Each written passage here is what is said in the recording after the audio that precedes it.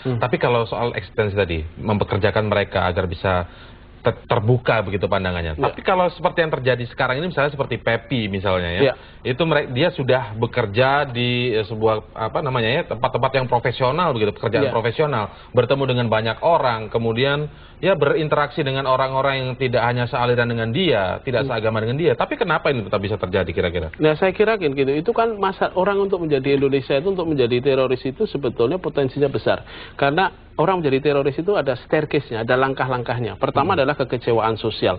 Kita jelas dong, kekecewaan sosial itu banyak. Kemudian diwadahi. Ya saya kira orang-orang profesional semacam si Pepi, kemudian banyak ada yang kameraman di sebuah TV swasta itu, karena memang untuk masuk kepada kita itu kan di Indonesia itu anak-anak muda seperti kita itu, kalau tidak betul-betul kita itu ulet, itu kan untuk naik kastanya itu kan agak susah.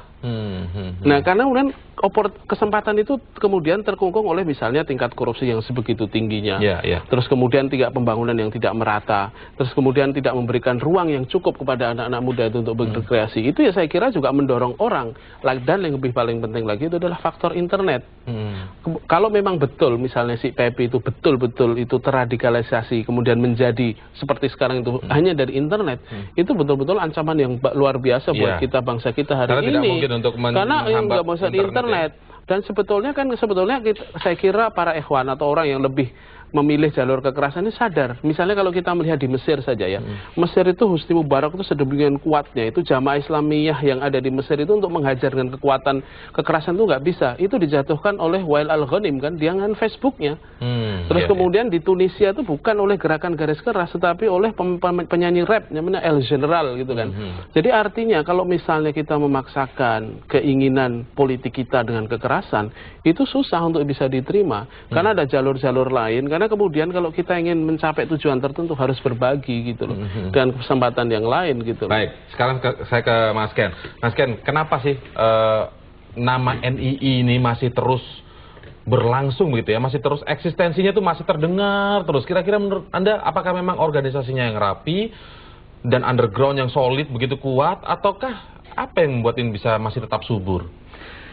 Sebenarnya NII sendiri kan telah selesai ketika Kartosoewiryo dieksekusi kan tahun 1962. Cuman ketika itu kan para panglimanya yang menganggap masih bisa meneruskan perjuangannya, akhirnya kan yang terbagi atas beberapa pimpinan kan, akhirnya membuat sebuah perpecahan yang di antara mereka juga mengklaim pemimpin-pemimpin di kelompok mereka masing-masing.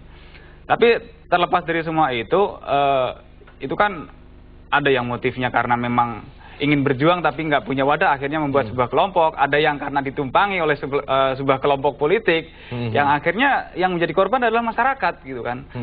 Dan dengan dalih mereka perjuangan Kartosoewiryo, sejarah yang diambil pun dari Kartosoewiryo. Namun pola di lapangan sangat bertentangan. Di antara kayak misalnya penyimpangan tidak ada sholat gitu kan, karena mereka menganggap bahwa itu masih kafir gitu kan. Di negeri Mekah gitu, sebelum ke Madinah mereka tidak ada sholat gitu kan. Sholat mereka berjuang malah mencari jauh ini sebenarnya ya. Mencari duit dan mencari orang untuk direkrut dalam kelompok mereka, itu sudah merupakan sholat gitu kan. Kayak multi level marketing dong artinya. Seperti itu. Jadi memang ya inilah yang menjadi masalah di masyarakat. Dan untuk sosial ini sendiri kan masyarakat sekarang kurang. Makanya banyak warga yang baru datang dari daerah ataupun mahasiswa yang lagi semangatnya untuk belajar Islam, ketika mendapatkan ketemu sama mereka, akhirnya ya pada awalnya mendapatkan penyerahan, karena mereka yang tawarkan adalah ketika bagaimana kita menjadi manusia yang fitrah, manusia yang harus menjalankan perintah Allah gitu kan. Perintah Allah itu di mana? Dalam Al-Qur'an gitu kan. Berarti selama ini kita harus menjalankan Al-Qur'an. Sudahkah kita? Pertanyaannya kan harus Qur'an gitu kan. Selama ini kita Qur'an hanya kita baca gitu kan. Baik, sudah bergabung di sini juga mantan anggota JI ya, Abu Ghifari melalui telepon. Selamat malam Pak Abu Ghifari. Ya, Assalamualaikum. Waalaikumsalam. Pak Abu, Anda punya pendapat tentang mengapa proses penyadaran kelompok-kelompok yang terjebak radikal ini sulit sekali di negeri ini, Pak? Iya. Yang pertama begini, bahwa mereka yang terjerumus kepada kegiatan terorisme sebenarnya itu kan karena latar belakang pemahaman yang keliru. Ya, dari pucuk pimpinannya itu sudah keliru. Bahwa mereka memiliki pemahaman khawarij misalnya. Ya, mereka bermuara misalnya kepada ulama seperti di Timur Tengah, ya.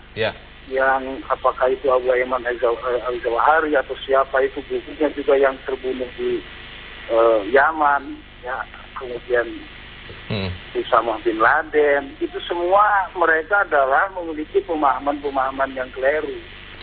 Selagi anak-anak muda, selagi kaum mereka yang mempunyai semangat keislaman tinggi itu mendapatkan guru-guru seperti mereka, maka otomatis akan berulang dan berulang kembali ini kasus terorisme di Indonesia itu. Baik, ya, terima kasih Pak Abu Ghifari dari Bandung, Jawa Barat telah bergabung bersama kami. Ini adalah tadi mantan anggota JI yang menyebutkan memang salah. Kita akan break, nanti kita akan lanjutkan lagi perbincangan ini. Tetaplah bersama kami pemirsa di Suara Anda.